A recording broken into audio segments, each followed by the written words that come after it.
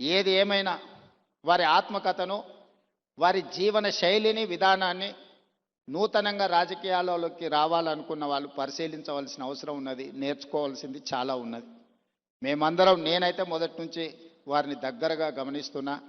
హైదరాబాదులో పి జనార్దన్ రెడ్డి గారు, బండారు దత్తాత్రేయ గారు పేదల గుండెల్లో చిరస్థాయిగా ఉంటారు. ఎవరికి ఏ కష్టం వచ్చినా, ఎవరికి ఏ బాధ ఉన్నా అది తీరుతుందో తీరదో తెలియదు, కానీ కష్టం వచ్చినప్పుడు వాళ్ళకు గుర్తొచ్చే నాయకులు ఇద్దరే ఇద్దరి జంట నగరాలలో. ఒకరి పి జనార్దన్ రెడ్డి అయితే, రెండు బండారు దత్తాత్రేయ గారు.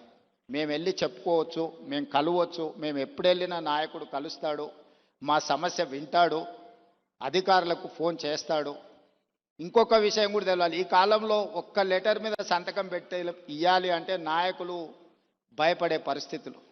కానీ ఆనాడు దత్తాత్రేయ గారు వందలాది లెటర్లు తిరుపతి దర్శనానికి సంతకాలు పెట్టి మా అందరికి ఇచ్చేటోడు. ఎప్పుడు మా దగ్గర పుస్తకాలలాగా ఉండేటి. దత్తాత్రేయ గారు ఎంపీగా సంతకం పెట్టి రైల్వే రిజర్వేషన్ కూడా, ఇప్పుడంటే విమానాలు వచ్చినాయి, కార్లు వచ్చినాయి, ఒకప్పుడు రైల్వే రిజర్వేషన్ అనేది కూడా చాలా ముఖ్యం. దత్తాత్రేయ గారు పుస్తకాల కొద్దీ ఆయన లెటరేట్స్ మీద సంతకాలు పెట్టి రైల్వే కూపన్లకు కూడా వారు సంతకాలు పెట్టించేటోళ్ళు. అదేవిధంగా ఒకప్పుడు టెలిఫోన్ కనెక్షన్కి కూడా చాలా విలువ ఉండేది.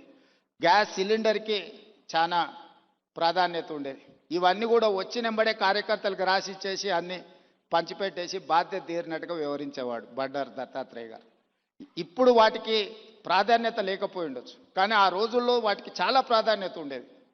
కానీ వారు ఏ రోజు కూడా కార్పొరేట్ బిజినెస్ వాళ్ళకి ఇవ్వలే, సామాన్యమైన కార్యకర్తలకు ఇచ్చేటోడు బండారు దత్తాత్రేయ గారు. లిస్టు రాసుకొని మొదటి నుంచే పార్టీలు ఎవరున్నారు, లేకపోతే ఆర్గనైజేషన్లో, సంఘంలో కానీ స్వయం సేవక సంఘ కార్యకర్తలు ఎవరైనా మొదటి నుంచే సంఘాన్ని నమ్ముకొని ఉన్న వాళ్ళు ఎవరున్నారు, ఇట్లా ఒక్కరొక్కరిని వారు గుర్తుపెట్టుకొని రాసుకొని వచ్చిన కూపన్లను వాళ్లకు ఇచ్చి పిలిచి ఇచ్చేవాడు.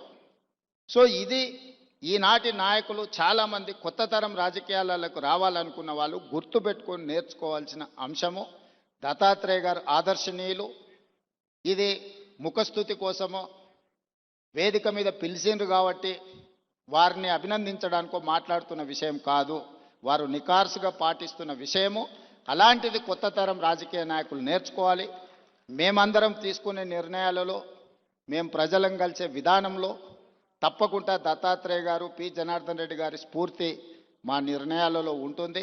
ముఖ్యంగా జంట నగరాలలో ఈరోజు ఆ స్థాయికి ఎదగాల్సిన అవసరం ఉన్నది నాయకుడు.